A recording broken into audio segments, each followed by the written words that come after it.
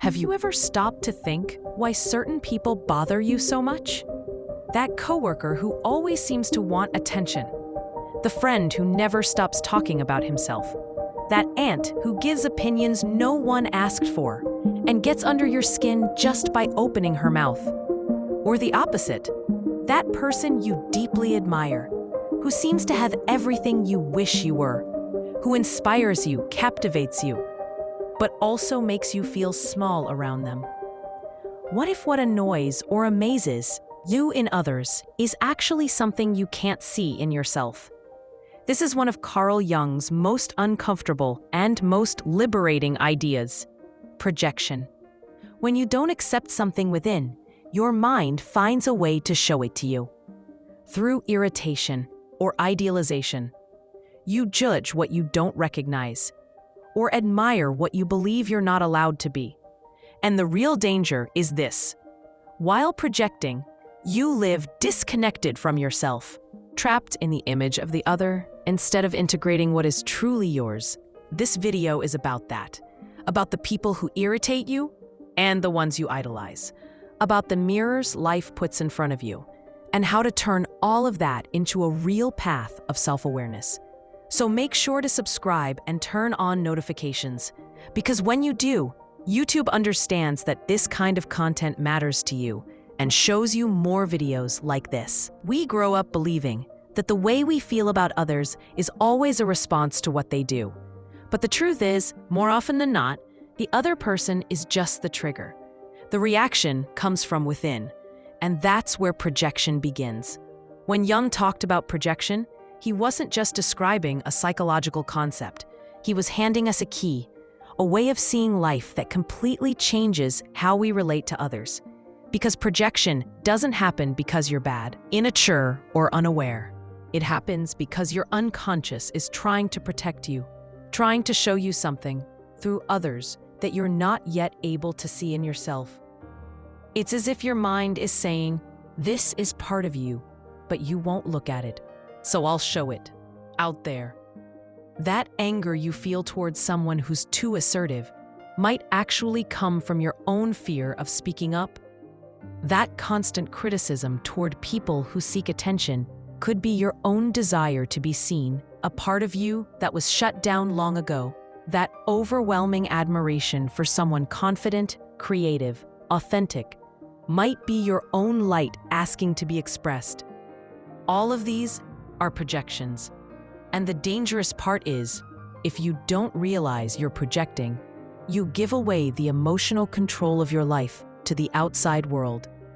You start reacting to others without noticing you're actually reacting to yourself.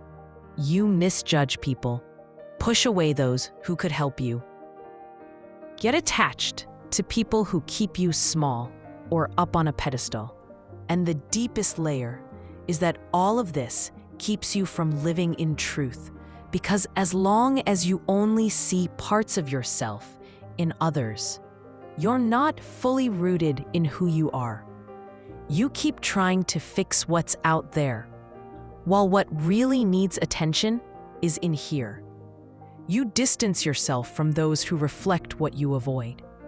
You cling to those who feed your comfort zone. And your relationships are built not on real connection, but on what you unconsciously project.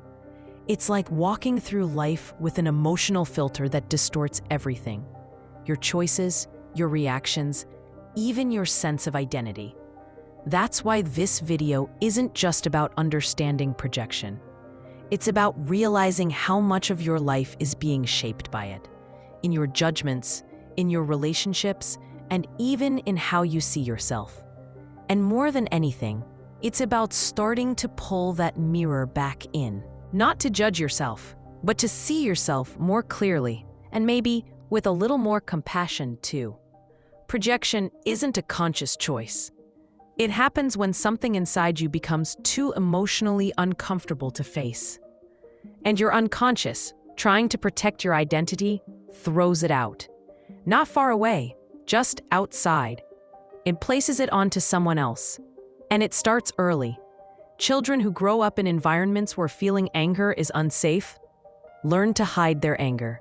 But it doesn't disappear, it hides, and later shows up in others. The child becomes an adult and starts saying, "I can't stand aggressive people." But the truth is, they've repressed their own anger for so long that now they need to see it in someone else. It's easier to spot it in others than to accept it in yourself. And that's the rule of projection. Everything that's repressed will, sooner or later, find a way out. Ever felt instant dislike for someone? They haven't even done anything to you, but something about them rubs you the wrong way. Maybe they talk too loud, maybe they seem too confident, or maybe they have a bold way of being that just gets under your skin. It's very likely that this person is showing you something you've never allowed yourself to be, or something you rejected in yourself a long time ago. When you point a finger and say, "They're so arrogant," what you might be saying unconsciously is, "I wish I could stand up for myself like that, but I never gave myself permission." When someone's too authentic and it bothers you, maybe it's because you were taught to blend in, not to disrupt, not to stand out, to stay quiet. And now, every time you see someone being all the things you didn't allow yourself to be, it hurts. Not because of their behavior, but because of the silent reminder, you're still hiding. But it's not always that obvious. Projection also shows up in the opposite way. You meet someone and quickly believe they're perfect. You admire everything, their voice, their posture, their presence. You even feel that strange, almost sweet envy. You wish you were like them. But what you admire so much might be a part of yourself, one that was forgotten or pushed away. For instance, you idolize someone for being spontaneous, but maybe you just forgot how to be spontaneous in a world where you always had to be in control. You see charisma and courage in someone else and feel like you'll never be like that. But maybe you were once and lost it in the process of emotionally surviving. When you put someone on a pedestal, you risk forgetting they're human, and so are you. They have flaws, and you have light. Even worse, you might spend your whole life waiting for someone else to rescue you, because you believe all that's bright and strong lives outside of you. Projection hits hardest in intimate relationships, especially the ones where you trust the most, because the closer someone is, the clearer they reflect you. That's why partners, friends, family trigger you the most. You start projecting onto them what you fear, what you repress, what you desire but don't own. How many times have you called someone selfish when in truth you were neglecting your own needs? Or blamed them for not paying attention when really you weren't giving yourself any? And how many times did you expect someone else to be what you didn't know how to be? The partner who makes you feel safe because you can't deal with your insecurity. The friend who fills your emptiness. The parent who validates you when you can't do it for yourself. Projections in relationships create constant disappointment. You expect something, don't get it, get hurt, and believe the problem is them. But it's not just about them. It's also about what you're expecting, because you haven't found it and why. And this may be the hardest part, recognizing when you're projecting, because by nature, projection is invisible, and the ego does everything it can to keep it that way, outside your awareness. But there are signs. That intense emotional reaction to something that wasn't really that big, that exaggerated discomfort with someone's behavior, that admiration that makes you feel small. These are clues. The stronger the emotion, the bigger the projection. The more it stirs you, the more it might be about you. And it's not about blaming yourself. It's about asking, why does this affect me so much? What exactly am I seeing in them that's screaming inside me? That question won't solve it all, but it creates the first crack. And wherever light enters, awareness is born. Ignoring projection has a cost. You live in constant reaction without knowing why. You judge harshly. You idolize blindly. You create impossible expectations. You cut PO. You feel increasingly alone. Even worse, you start building an identity around what you are not. You think you're just rational, but you're hiding emotion. You think you're just nice, but you deny your anger. You think you're strong, but you're afraid of being vulnerable. And the further you get from what's real, the more disconnected you feel. That's when life starts to lose color. Relationships lose depth. You lose power. All because parts of you were thrown onto others without you even noticing. But it doesn't have to stay that way. And the next step is learning to take back what's yours, with courage, with gentleness, with awareness. Integrating projection isn't about suppressing what you feel. It's about recognizing what that feeling reveals about you. The discomfort with others doesn't need to be denied. It needs to be listened to. Because every uneasiness, every judgment, every intense admiration, all of it carries information about parts of you that haven't yet been welcomed. And the first step to transforming projection into self-awareness is asking, what is this trying to show me about myself? It's a simple question, but a powerful one. It pulls you out of the victim role and brings you back to the center of your own awareness. Imagine a familiar situation. Someone around you is overly controlling, wants to have everything under control, seems to suffocate the room with rules. Your natural reaction might be rejection, criticism, avoidance. But what if instead you asked yourself, what is this person reflecting that I don't accept in myself? Maybe you also have a controlling side, but you've hidden it.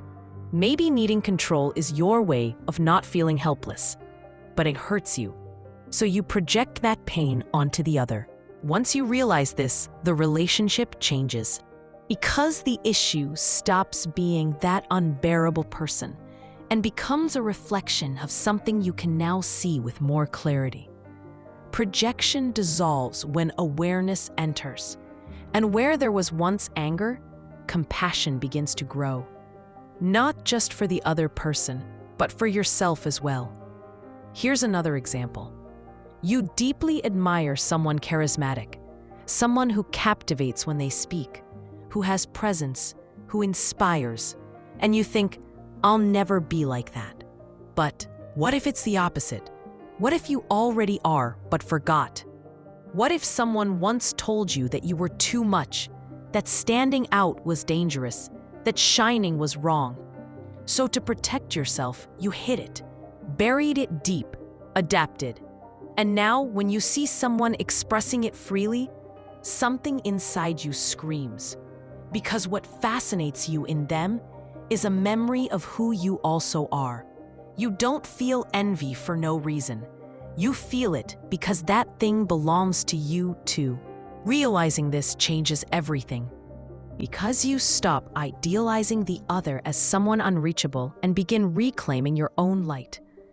It's like you're gathering pieces of yourself that were scattered out there. In every person who irritated you, in every person you put on a pedestal. You begin collecting your parts and becoming whole again. Integrating projections also takes courage to face what you dislike.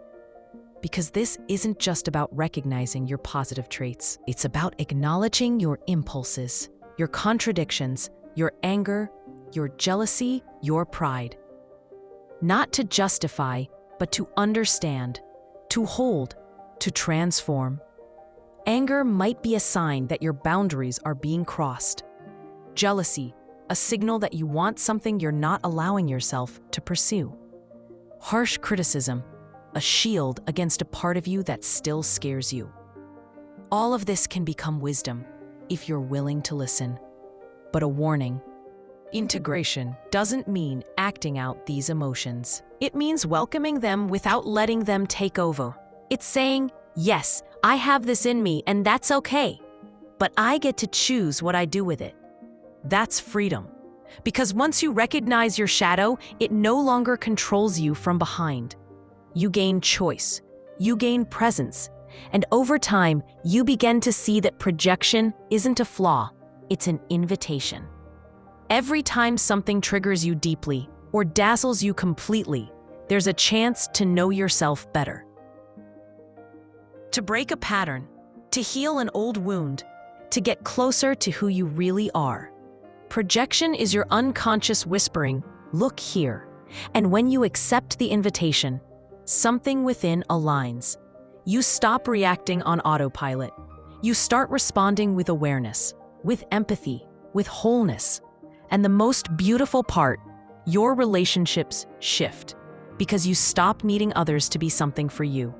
You stop judging what you don't understand, and you begin connecting, not with reflections of what's missing, but with the real, living, imperfect human beings in front of you, just like you are. That's the power of projection when it's transformed. It becomes a bridge, not a wall. It reconnects you with your lost parts, and it shows you that being whole is far more powerful than being perfect. Maybe right now you're wondering, how do I keep going from here? Because understanding projection is just the beginning. The real challenge is noticing when it's happening, in the heat of the moment, in your daily life, in your closest relationships. And even more, how do you actually deal with it? How do you stop falling into the same patterns? How do you create more conscious connections without losing sight of who you really are? If these questions echo inside you, then hit subscribe and turn on notifications, because in the next video, we're going to keep exploring this exact path. And before we wrap up, let me ask you something. Can you notice any projection happening in your life right now? Share your thoughts in the comments. I'm curious to know how this resonated with you. Thanks for watching, and I'll see you in the next video.